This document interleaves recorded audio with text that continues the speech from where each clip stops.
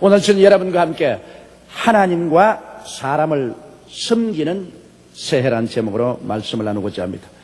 1993년 희망찬 새해가 이처럼 우리에게 성큼 다가왔습니다. 새해는 우리가 생각하는 것처럼 새로운 천지 개벽이 자연적으로 일어나는 때는 결코 아닙니다. 단지 영원한 시간과 역사의 흐름에 한 점을 찍고 새로운 마음과 각오를 하는 것이 새해입니다.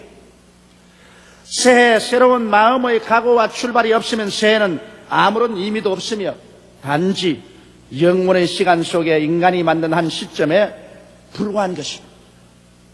그 때문에 새해 첫 주일을 맞이한 우리들은 심각한 마음으로 이 해를 살아갈 마음의 방향을 반드시 잡아야만 합니다. 그런데 오늘 우리는 이 자리에 모여서 이 한 해를 살아갈 동안에 우리가 어떠한 마음의 방향을 잡고 살아갈 것인가, 마음의 돛대를 정비해야 되겠습니다. 왜냐하면 새해의 바람은 한 곳으로 불어오지만은 우리가 나아가는 방향은 마음의 돛에 따라 달라집니다. 어떤 시인이 시를 지어 말하기를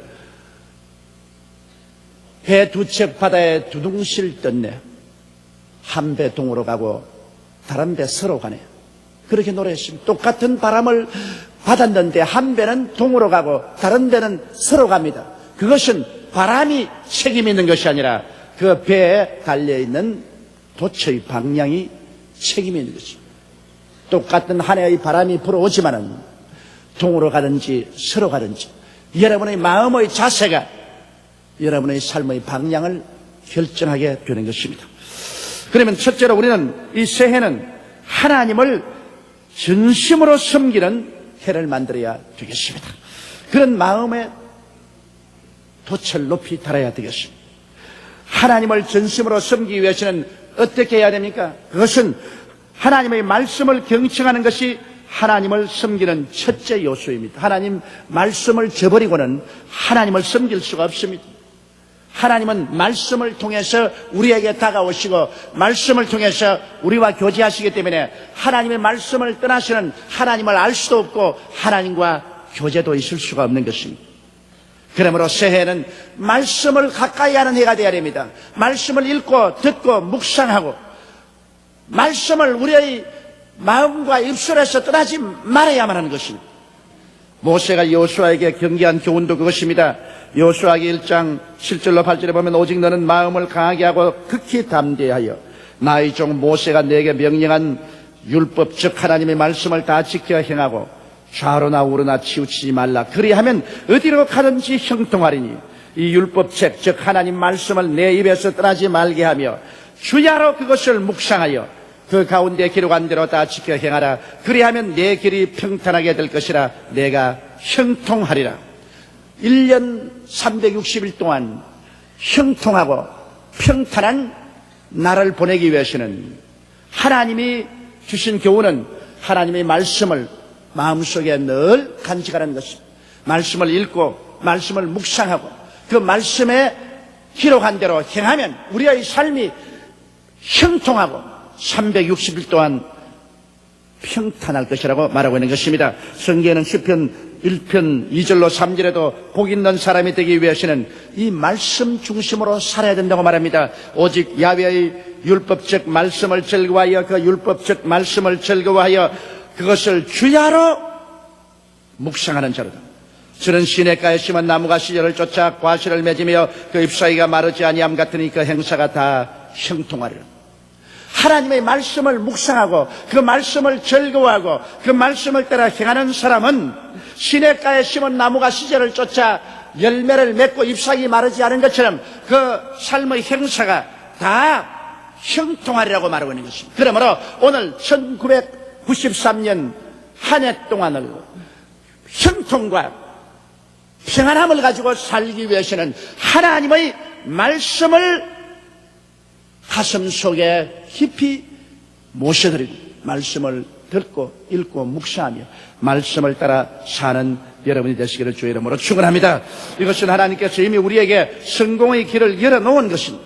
이 성공의 길을 저버리고 우리는 실패의 길로 걸어가서는 안 될 것입니다. 그 다음 우리들은 하나님 앞에서 기도하기를 힘쓰는 삶을 살아서 하나님을 섬겨야 됩니다. 하나님을 섬기기 위해서는 기도해야 됩니다. 기도하지 않고는 하나님을 섬길 수 없습니다. 말씀은 하나님이 우리에게 말씀하는 것입니다. 기도는 우리가 하나님께 대화하는 것입니다. 그러므로 하나님을 섬긴다는 것은 기도하고 혹은 금식하고 그리고 하나님을 간절히 찾을 때 하나님을 섬겨야 되는 것입니다. 사도행전 13장 1절로 3절에 보면 안디옥 교회에 선지자들과 교사들이 있으니 곧 바나바와 니게를 하는 시몬과 구레네 사람 루기오와 분봉왕 헤롯의 젖동생 마나엔과 및 사울이라. 주를 섬겨 금식할 때 성령이 가라시되 내가 불러시키는 일을 위하여 바나바와 사울을 따로 세우라 하시니 이에 금식하며 기도하고 두 사람에게 안수하여 보내니라. 여기에 안디옥 교회는 주를 섬기기 위해서 금식하며 기도했다고 말한 것입니다. 우리가 이 세상에 살면서 주를 섬기는 삶은 매일매일 주를 위해서 기도하는 세월입니다. 더 간절하면 금식하면서 우리 기도해야 하나님을 참으로 섬길 수가 있는 것입니다. 기도하지 않은 사람은 그 마음이 메말라집니다. 기도하지 않은 사람 속에는 성령의 역사가 일어나지 않습니다. 그렇기 때문에 새해에는 우리가 교회적으로도 기도에 힘쓰고 개인적으로도 기도에 힘을 써서 기도를 통하여 하늘나라가 우리 마음속에 가득히 차 있는 그러한 삶을 살아야 되겠습니다. 왜냐하면 우리가 기도해야 성령이 충만하게 임하시는 것입니다. 성령 없는 교회는 메마른 교회입니다. 성령 없는 신앙인은 열매 없는 나무와 같습니다. 성령 없는 사람들은 물 없는 우물과 같고 불 없는 화로와 같습니다. 형식은 있어도 내용이 없습니다. 그러므로 우리가 성령 없는 1년을 산다는 것은 저주받은 삶인 것입니다. 그렇기 때문에 우리가 성령이 충만하기 위해서는 기도를 열심히 해야 됩니다. 초대교회 오순절날 성령이 충만하게 임하신 배후에는 120문도가 전혀 기도에 힘을 썼기 때문인 것입니다. 사도행전 1장 12절로 14절에 보면 제자들이 감람몬이라는 산으로부터 예루살렘에 돌아오니 이 산은 예루살렘에서 가까워 안식일에 자기 알맞는 길이라.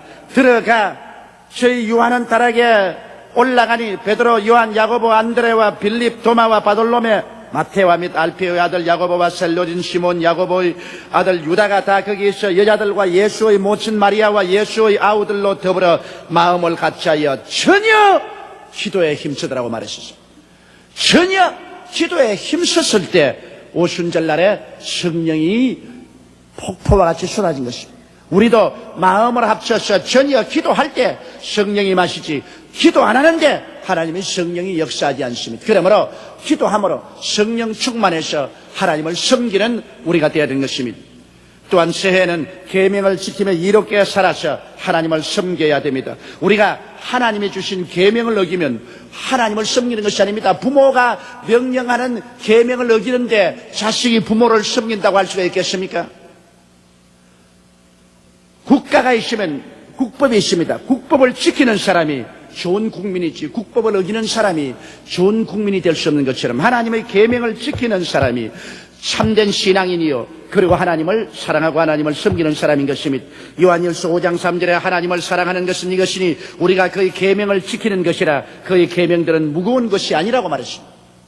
우리 생각에는 계명이 무겁다고 생각하면 믿지 않는 사람에게, 성령이 없는 사람에게 계명이 무거운 것이지, 예수 믿고 성령 받은 사람에게는 계명은 무거운 것이 아닙니다. 계명은 가벼운 것이고 계명은 즐거운 것입니다. 그러므로 하나님을 사랑하는 것은 곧 계명을 지키는 것이라고 말한 것입니다.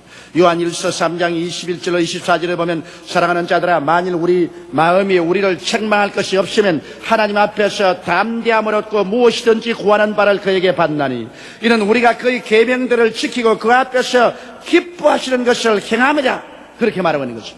우리가 계명을 지키고 하나님을 기쁘시게 하면 우리가 기도하는 것이 다 응답을 받고 하나님께서 우리를 기쁘게 받아주신다고 말씀을 하고 있는 것입니다. 그 다음에는 또한 우리가 새해 하나님을 참으로 섬기기 위해서는 11조를 도둑질하지 말아야 됩니다. 내 보물이 있는 곳에 내 마음이 있다고 마태복음 6장 21절에 말했습니다. 11조를 도둑질하면서 내 마음이 하나님께 있습니다 그렇게 말할 수는 없습니다. 아브라함이 하나님께 크게 사랑받은 것은 창세기 14장 20절에 보면 너희 대적을 내 손에 붙이신 지극히 높으신 하나님을 찬송할지로다 하며 아브라함이 그 얻은 것에서 10분의 1을 멜기세덱에게 주었더라. 11조를 바치고 난 다음 그 다음 창세기 15장 1절에 이후에 야훼의 말씀이 이상 중에 아브라함에게 임하여 가라사대 아브라함아 두려워 말라 나는 너희 방패요 너희 지극히 큰 상급이라고 말하셨습니다.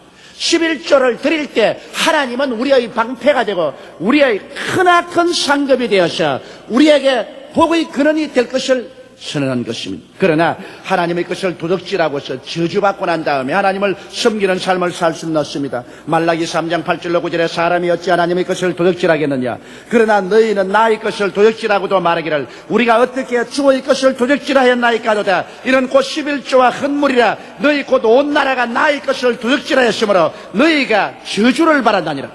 우리가 한 해를 살면서 하나님 앞에 저주를 받고 사면 피와 땀을 흘려야 되고 가시와 은극기의 길을 걸어가야 되는 것입니다.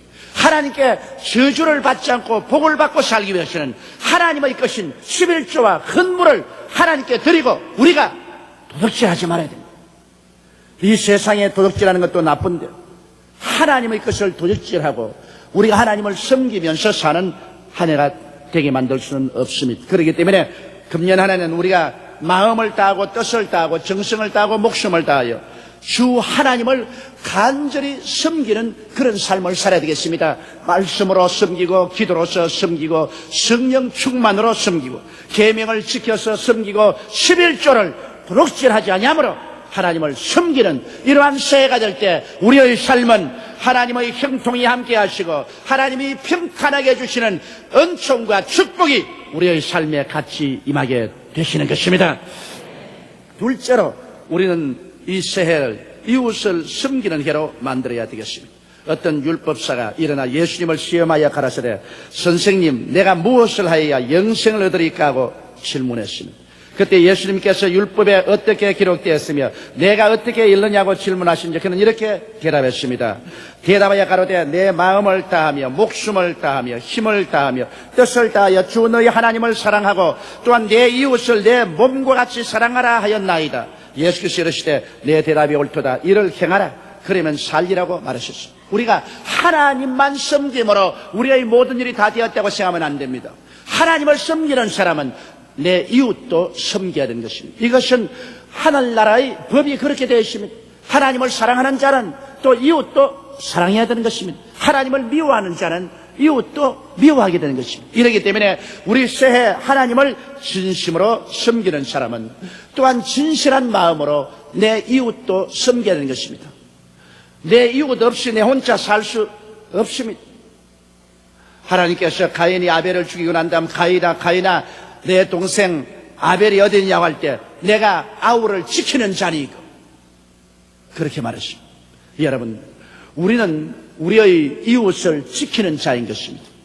이웃 없이 우리 혼자서는 인간은 살지 못합니다. 우리는 함께 한 배를 타고 같이 살아가야 됩니다. 이렇기 때문에 우리는 서로 섬기며 살아야 됩니다. 어떻게 해서 우리가 이웃을 섬길까요? 여러분 이웃을 용서하고 사랑해야 섬길 수가 있는 것입니다. 나는 용서에 빚진 자입니다. 여러분과 저는 하나님 앞에 한없는 죄를 용서받았습니다. 우리 머리털보다 더 많은 죄를 십자가 밑에서 용서를 받았습니다. 예수님은 나를 대신해서 십자가에 올라가서 그 몸을 찢고 피를 쏟으며 온갖 고통을 다 당했습니다. 그래서 우리 죄를 용서해 줬습니다. 예수 그리스도 앞에 나와서 나는 손가락 하나 까딱하지 아니하고 고통 하나 당하지 않고 값없이 은혜로 죄 용서를 다 받았다면은 나에게 죄 지은 자를 용서해 주어야 될 것은 마땅한 것입니다. 그렇기 때문에 우리는 늘 기도할 때 우리가 우리에게 죄 지은 자를 사하여 준 것 같이 우리의 죄를 사하여 주옵소서 이렇게 기도하라고 주님께서 말씀하는 것입니다. 계속 우리는 용서받기 위해서 계속 용서해 줘야 되는 것입니다. 우리가 용서해 주지 아니하면 우리 자신은 계속 용서받을 수 없습니다. 요한 웨슬레가 한 번은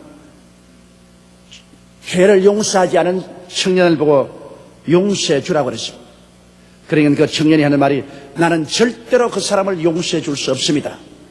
그러자 요한 웨슬리가 그 사람 눈을 똑바로 들여다보고 말했습니다. 당신은 지금부터 절대로 죄를 짓지 마세요. 죽을 때까지 한 번도 죄를 짓지 마세요. 한 번이라도 죄를 지으면 당신은 버림을 당합니다. 왜 그러십니까? 예수님이 십자가에 못 박여서 내 죄를 다 사해주는데 왜 내가 용서 못 받습니까? 당신은 용서받기를 원하면서 당신에게 죄 지은 자를 용서하기를 원치 아니하면 주님도 용서를 거부하십니다. 그러므로 당신도 계속 용서받고 싶거들랑 당신에게 죄 지은 자를 계속 용서해 주시오.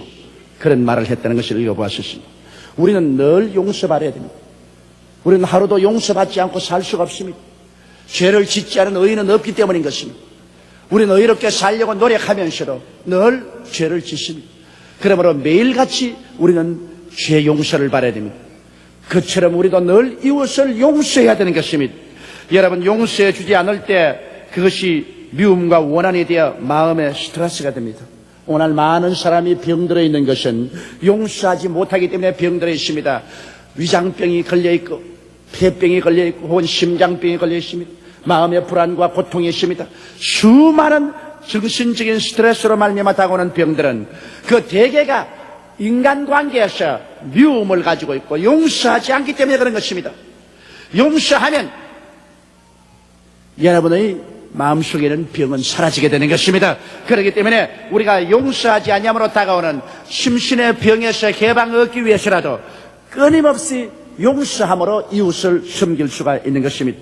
사랑은 용서의 바탕 위에 적극적으로 이웃에게 선을 행하는 것입니다. 처음부터 사랑은 안 된다고 할지라도 용서는 할 수 있습니다. 용서하고 힘이 여력이 있으면 그것을 가지고 이웃에게 좋은 일을 해주는 것입니다. 이웃 사람에게 좋은 말을 해주고 위로해주고 격려해주고 좋은 것을 함께 나누어주는 그와 같은 일로 이웃 사람을 섬겨야 되는 것입니다. 그 다음 이웃을 섬기기 위해서는 온유와 겸손한 마음을 가지고 인간을 대해야 되는 것입니다. 온유란 자기 마음을 잘 다스리고 길들여 대인관계에서 따뜻하고 부드러움을 갖고 친절하게 대하는 것입니다. 사납고 퉁명스럽고 권위주의로 정신적 폭행을 가하는 사람이 얼마나 많습니까? 더구나 우리 한국에서 우리 관리들 어떻게 정부에 무슨 일하기 위해서 가면은 얼마나 일반 백성들에게 고답적이고 사납고 퉁명스럽고 권위주의적이고 막 관공서에 가서 뭐 일 안 하려면 정신적인 폭력을 당합니다. 정신적인 폭행을 당합니다. 그래서 우리 국민들이 모두 다 마음속에 우리 관리에 대해서 깊은 저항의식을 가지고 있는 것입니다. 오늘날 우리는 정말 온유와 겸손으로 이웃을 섬기기 위해서 우리가 깨어지고 우리 마음을 잘 훈련하여 다스리고 부드럽고 따뜻하고 친절해야 됩니다. 전 세계를 수없이 여행을 했지만은 이 세상에서 일본 사람만큼 친절한 사람을 본 적은 없습니다. 일본에는 택시를 타도 택시 기사가 어떻게 그렇게 친절한지 길 다 모르는 것 자기가 찾아가지고서 하면서도 늘상 미안하다 그러고 백화점에 물건 사러 가도 물건을 내가 그게 찾지 못하면 거기 점원이 내 손을 잡고 물건 있는 데까지 데려가면서 쥐가 자꾸 나보고 미안합니다. 미안합니다. 내가 미안하게 하는데 그 일본 사람의 뼈에 사무친 그 친절을 우리가 배워야 돼요. 그렇기 때문에 미워하려다가 미워할 수가 없습니다. 저는 일본 사람을 굉장히 미워하고 일본 사람을 속으로 좋아하지 않으면서 하나님이 복음을 전하라고 하기 때문에 할 수 없이 10여 년 전에 일본에 들어갔으나 10여 년 동안 복음을 전가하다가 아예 그 사람들을 참으로 좋아하게 되었습니다. 홀딱 반해버렸습니다. 너무 친절하니까 그건 그 마음에 미워할 수가 없습니다. 오늘날 여러분, 우리들이 이웃을 섬기려고 하면은 이와 같은 마음의 온유함을 가져야 됩니다. 사람이 붙을 수 있어야지 사납고 퉁명스러워서 정신적인 폭행을 가하는데 겁이 나서 감히 그 근처에 어떻게 가는 것입니까? 누구에 가더라도 부드럽고 따뜻한 봄바람이 부는 그런 마음을 가져야 됩니다. 더구나 부인들은 더 그래야 되는 것입니다. 그래야 남편들이 집을 떠나가지 아니하고 집에 붙어 있습니다. 그리고 우리는 겸손하게 이웃을 섬겨야 됩니다. 하나님 앞에서 항상 자기를 낮추고 남을 나보다 낮게 여기는 그런 태도를 가져야 됩니다. 먼저 하나님을 생각하고, 둘째로 이웃을 생각하고, 마지막으로 나를 생각하는 그러한 삶을 이 한 해 동안 살아야 되는 것입니다. 셋째로 우리는 이 한 해를 긍정적으로 사는 새해를 만들어야 됩니다. 여러분, 우리가 이 한 해를 마음에 부정적으로 생각하고 파괴적으로 생각하고 나쁜 일이 생겨올 것을 생각하고 음울하게 마음을 가지면 그런 일들이 다가옵니다. 사람은 자석과 같습니다. 자기가 나는 못 산다, 안 된다, 할 수 없다, 절망이라고 생각하면 그러한 것들을 주변에 잔뜩 끌어오게 되는 것입니다. 할 수 있다, 하면 된다, 해보자는 적극적인 마음의 태도를 가지고 나가면 또 그런 일들이 주위에 가득 끌려오는 것입니다. 여러분 자신이 자석과 같습니다. 여러분의 운명과 환경을 여러분의 마음의 태도에서 만들어갑니다. 그렇기 때문에 지킬 만한 것보다 내 마음을 지켜라. 생명의 근원이 이어서 난다고 성경은 말하고 있는 것입니다.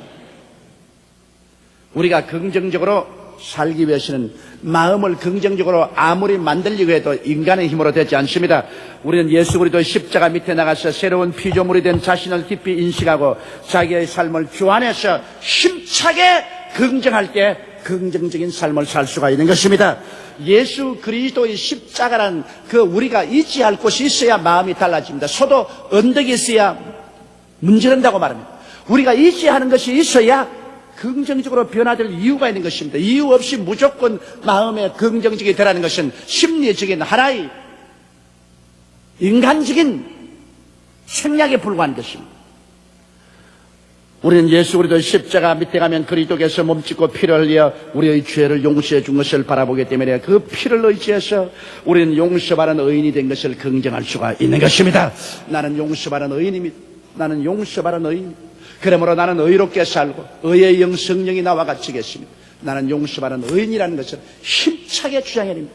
의가 있는 곳에 마음에 평안이 있고 평안이 있는 곳에 기쁨이 있습니다. 의가 사라지면 평안도 사라지고 기쁨도 사라지는 것입니다. 그렇기 때문에 용서받은 의인이 되고 그 능력을 의지해서 의롭게 생각하고 말하고 살면은 우리 마음속에 평안과 기쁨이 넘치게 되는 것입니다.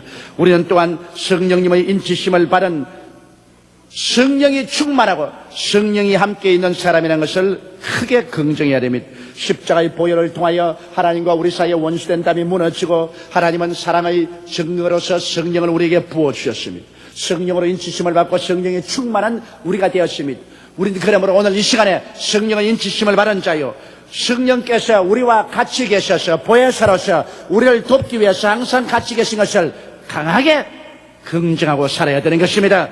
그리고 우리는 예수 그리스도께서 우리 연약한 것을 친히 담당하시고 병을 짊어지고 십자가에 올라가시기 때문에 그리스도의 찢어진 몸과 흘리신 피로 말미암아 치료받은 사람이라는 것을 긍정해야 되는 것입니다.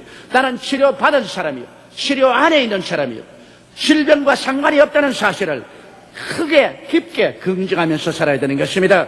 그리고 그리스도께서 우리를 위하여 저주를 받으사 십자가에서 율법의 저주에서 우리를 다 속량하였으니 이는 기록된 바 나무에 달린 자마다 저주 아래 있는 자라 하였음이라. 이는 그리스도 예수 안에서 아브라함의 복이 이방인에게 미치게 하려 하셨으므로 우리는 아브라함의 복을 받았다는 사실을 크게 긍정해야 됩니다. 저주는 내게서 다 물러갔, 저주는 낡은 옷같이 벗어버렸다. 나는 아브라함의 복을 받은 사람이다. 그리스도의 십자가로 말미암아 나는 복인이요 복받은 사람이로 아침에도 복을 받고 점심때도 복을 받고 저녁때도 복을 받는 사람이다. 나는 복인이라는 것을 크게 강조하고 이거를 크게 긍정해야 되는 것입니다. 그럴 때 화는 물러가고 복이 여러분을 점령하게 될 것입니다. 그리고 우리는 영생 천국을 소유한 사람이라는 것을 긍정해야 됩니다. 그리스도의 죽었다 부활하심으로 말미암아 사망과 음부가 철폐되고 영생과 천국은 내 것이라는 사실을 우리가 강하게 긍정할 때 사망조차 우리는 두려워하지 않게 되는 것입니다. 이러므로 우리는 크게 십자가를 통하여 우리의 존재와 내일을 긍정하고 살아야만 되는 것입니다. 그리고 고난을 유익으로 받아들이며 감사하고 살아야 됩니다. 주 안에서 고난은 우리의 밥입니다. 회개시키고 깨어지게 하고 순종케 하고 자라게 하는 것이 바로 고난 아닌 것입니까? 그러므로 우리가 고난을 기쁨으로 받아들일 때 긍정적으로 인생을 살게 되는 것입니다. 고난이 다가오면 우리에게 밥상이 차려졌다는 것을 알고 고난을 받아 먹어서 소화를 시키지, 고난당할 때 원망하고 불평하고 탄식함으로 고난에 파괴된 사람이 되지 말아야 되는 것입니다. 왜냐하면 고난을 겪고 난 이후에 동등 혹은 그 이상의 축복이 반드시 다가오는 것입니다. 고난은 다가올 축복의 전주곡이라는 것을 알아야 되는 것입니다. 이러므로 고난에 오히려 우리가 감사해야 되는 것입니다. 불평이나 원망은 파괴의 깊은 고를 만듭니다. 자기의 정신적인 무덤을 파는 삽과 괭이가 바로 불평인 것입니다. 감사는 하나님을 믿는 믿음의 표시입니다. 어려움을 통해서도 내가 감사하면은 하나님이 이 사람은 참으로 믿고 있구나 하는 것을 인정해 주는 것입니다. 감사로서 하나님을 영화롭게 하면 하나님이 구원의 손길을 베풀어 주겠다고 하셨습니다.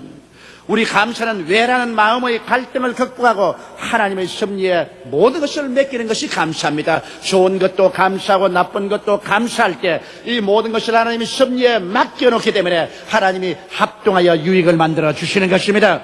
그러므로 새해에는 우리가 반드시 긍정적인 마음의 자세와 태도로 이 하늘을 살아야 되겠습니다. 새해의 우리의 모토는 하나님을 섬깁시다, 이웃을 섬깁시다, 긍정적으로 사십시다. 이것이 되어야 됩니다. 우리는 새해 하나님 제일주의로 하나님을 섬기고 내 이웃을 나보다 먼저 승하고 섬기며 고난을 기뻐하며 감사를 넘치게 하며 살아가야만 할 것입니다. 그때 우리는 행복이 찾아오기를 기다리지 아니하고 우리가 행복을 만들어가며 살게 되고 또 남을 행복하게 만들면서 살아가게 되는 것입니다. 우리 다 같이 고개 숙여 기도드리겠습니다. 거룩하시고 영광스러우신 우리 아버지 하나님, 우리 앞에 새해는 벌써 다가왔습니다. 새해의 첫 주일을 우리는 주님 앞에 보냅니다. 이 새해를 우리가 어떻게 지나갈 것이냐 하는 것은 우리 마음의 돛을 어떤 방향으로 달 것이냐에 달려 있습니다. 새해의 바람이 불어오고 새해의 물결이 쳐오는데 우리의 돛의 방향에 따라서 동으로 가고 서로 가고 성공으로 가고 실패로 가고 행복으로 가고 슬픔으로 가고 천국으로 가고 지옥으로 갈 수 있습니다. 하나님 아버지여, 오늘 이 시간 우리의 마음을 활짝 열고 마음의 돛을 활짝 펴서 하나님을 섬기는 방향으로 돛을 달게 도와주시옵소서. 이웃을 섬기는 방향으로 돛을 달게 도와주시옵소서. 긍정적인 삶의 자세를 가지고서 항상 감사하며 사는 돛의 방향을 달게 하여 주시옵소서. 그래서 참으로 하나님과 함께 이해를 지나고 영혼이 잘되고 범사가 잘되며 강건하고 생명을 얻되 넘치게 얻는 놀라운 이해를 만들게 도와주시옵소서. 우리 주 예수님 이름으로 기도드리옵나이다. 아멘.